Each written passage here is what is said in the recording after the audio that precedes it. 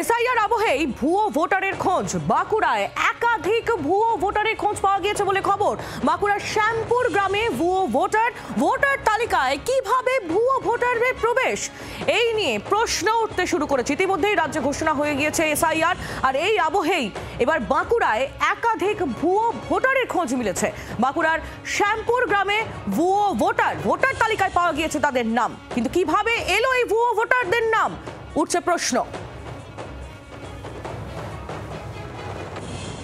আমরা তো ওটাই বুঝতে পারছি না যে কি কোথা থেকে এলো।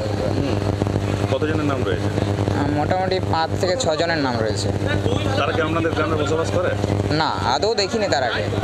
ভোটার লিস্টের নাম রয়েছে, কোথা থেকে উড়ে এসে বসে যাচ্ছে তাও তো বুঝতে পারছি না। বুঝতে পারছেন না। এসআইআর হলে কি এগুলো বাদ যাবে? হ্যাঁ, এসআইআর হলে অবশ্যই বাদ যাবে। আমাদের বিজেপি সরকার ইয়ের উপরে ভরসা আছে, কেন্দ্রীয় সরকারের উপরে। কেন্দ্রীয় সরকার এসআইআর লাগু করেছে, সেটার উপরে আমাদের ভরসা আছে সম্পূর্ণ যে এটা বাদ, এসআইআর হলে এটা বাদ চলে যাবে। ওগুলো আমাদের এখানে না, এখানে আমাদের হচ্ছে শুনেন, এটা ওগুলো তো হচ্ছে মুসলিম এবং মুসলমান মানে নাম। তার কারণ আমাদের শ্যামপুর বুথে ওই নামে কেউ লোক নেই না। কিভাবে ভোটার লিস্টে এলো উঠি বলা যাবে না, লিস্ট হয়ে গেছে উঠে কোথা থেকে আসি জানি। আমরা লিস্টে দেখছি যে নাম আছে, মানে সামনের ভোটে দেখি যে লিস্টটার নাম আছে, যে নাম রয়েছে আমরা জানি যে নাম আছে, কিন্তু কোথা থেকে হয়েছে হয়তো ব্লক থেকে দিয়ে পাঠাচ্ছে, তাহলে হয়তো ওই দিকে দিয়ে নামগুলো উঠে গেছে, আর আমরা অত গুরুত্ব দিয়ে দেখিনি। বুঝতে পারছি না, ওগুলো নামটা হ্যাঁ তদন্ত করা হোক, বা এই নামটা এই বুথ থেকে ওই যে নামগুলো রয়েছে ওই নামগুলো বাদ দিয়ে দেওয়া।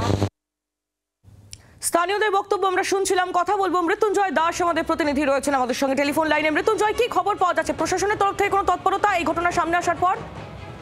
একেবারেই না। দেখো, গতকাল যেটা আমরা লক্ষ্য করেছিলাম যে বাঁকুড়ার যিনি বিধায়ক রয়েছেন নীলাদ্রি শেখর দানা বিজেপির, তিনি কিন্তু গতকাল বাঁকুড়ার যে 1 নম্বর ব্লক রয়েছে সেখানে তিনি গিয়েছিলেন। সেখানেও তিনি কিন্তু যখন দেখেন তখন দেখেন একাধিক মৃত ভোটার। এবং গতকাল পর আজকে যখন বাঁকুড়া 2 নম্বর ব্লকে বিজেপির প্রাক্তন সাংসদ এবং বিজেপির নেতা সুভাষ সরকার তিনি যখন ওই গ্রামে যখন যান, তখন গ্রাম যখন পরিদর্শন যখন করেন, গ্রামের মানুষদের সাথে যখন কথা যখন বলেন, তিনি দেখতে পান যে ভোটার লিস্টে একাধিক যে ভুয়ো ভোটার, সেই ভুয়ো ভোটারের নাম কিন্তু সে গোটা ভোটার লিস্ট জুড়ে রয়েছে। এবং তিনি এই নিয়ে একেবারে কিন্তু তার চক্ষু একেবারে চরক গাছ হন, এবং তিনি গ্রাম ঘুরেন এবং যত ঘুরেন ততই কিন্তু দেখতে পায় যে একাধিক যে ভুয়ো ভোটার, সেই ভুয়ো ভোটারের নাম। এবং সেই এলাকাটা মূলত হচ্ছে যে সাধারণ এলাকা এবং হচ্ছে হিন্দুদের বস্তি, সেইখানে কিভাবে মুসলিম ভোটার এলো তা নিয়ে কিন্তু এলাকার মানুষ তারাও কিন্তু অবাক হয়ে পড়ছেন। তবে এলাকার মানুষের পাশাপাশি বিজেপির যিনি প্রাক্তন মন্ত্রী রয়েছেন তারও যেটা দাবি রয়েছে যে অবিলম্বে এই যে নামগুলি রয়েছে নামগুলি বাদ দেওয়া হোক, নচেত কিন্তু তারা বৃহত্তর যে আন্দোলন, সে আন্দোলনের হুমকি দিয়েছেন। তবে তার যেটা আরেকটা দাবি যে এই ধরনের ভুয়ো ভোটার বা মৃত ভোটারের সংখ্যা এখনো প্রচুর রয়েছে, সেগুলো তারা খুঁজে বার করবেন এবং সেই নামগুলি কিভাবে বাদ দেওয়া যায় তারা কিন্তু তার পরিকল্পনা করবেন।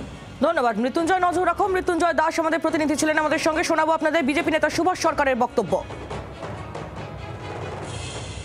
এসআইআর ঘোষণার প্রথম দিনই বাঁকুড়ার মতো জেলায় বাঁকুড়া বিধানসভার 285 নম্বর বুথ হচ্ছে শ্যামপুর গ্রাম, আর সেখানেই মানে যা সব নাম পাওয়া গেল, এই নামগুলো এলো কোত্থেকে, কে এদেরকে মানে তালিকাভুক্ত করাতে মদত করলো, ডকুমেন্টসকে সাপ্লাই করলো, এর প্রত্যেকটার তদন্ত হওয়া উচিত। নির্বাচন কমিশনকে বলবো যাতে রাজ্য সরকারকে একেবারে লিখিতভাবে এর কৈফিয়ত চায় কিভাবে এদের নাম লিপিবদ্ধ হয়েছে। তদন্তের দাবি জানানো হচ্ছে বিজেপির তরফ থেকে। স্থানীয় তৃণমূল নেতৃত্ব তারা কি বলছেন এই ঘটনায়, শুনুন। কোনো কারণে 286-তে আবেদন করতে যেয়ে হয়তো মিস্টেক করে 285-তে হয়তো নামগুলো উঠে গেছে, যদি 2-4টা নাম উঠে থাকে। এটা অনেক আগেরই আবেদন, 2022 সালের আগে ওদের আবেদন ছিল, নতুনভাবে কোনো আবেদন করা হয়নি। তবে এটুকু বলতে পারি, যদি দেখা যায় যে অন্য কোনো বুথ থেকে এই বুথের নাম শিফটেড হয়ে চলে এসছে, যদি সেরকম হয় তাহলে নিঃসন্দেহে তাদের নাম কাটা যাবে। বিজেপি দাবি করছে এইভাবেই ভোটে তারা ভোট দিয়ে। দেখুন, বিজেপি কি বললো না বললো সেটা আলোচনার বিষয় নয়। এখন কোনো কারণে টেকনিক্যাল ভুল থাকতেই পারে, তো তার জন্য সরকারিভাবে তার সমস্ত রকম তো প্রক্রিয়া চলছে। দেখুন, আমাদের মূল দাবি হচ্ছে যারা বৈধ ভোটার তারা যেন একটা লোকের নামও বৈধ ভোটারের বাদ না যায়, এটা আমরা প্রত্যেকটা বুথেই সজাগ দৃষ্টি রেখেছি। এবং সেক্ষেত্রে যদি কোনো জায়গায় দেখা যায় যে কোনো ভুল তথ্য বা ভুলভাবে কোনো কিছু নাম উঠে থাকে, যেটা নিশ্চয়ই সরকারি আধিকারিক যারা আছেন তিনারা তদন্ত করে দেখবেন, বিএলওরা আছেন দেখবেন, তাদের নাম বাদ যাবে। বাংলার আওয়াজ, বাঙালির আবেগ জি 24 ঘন্টা।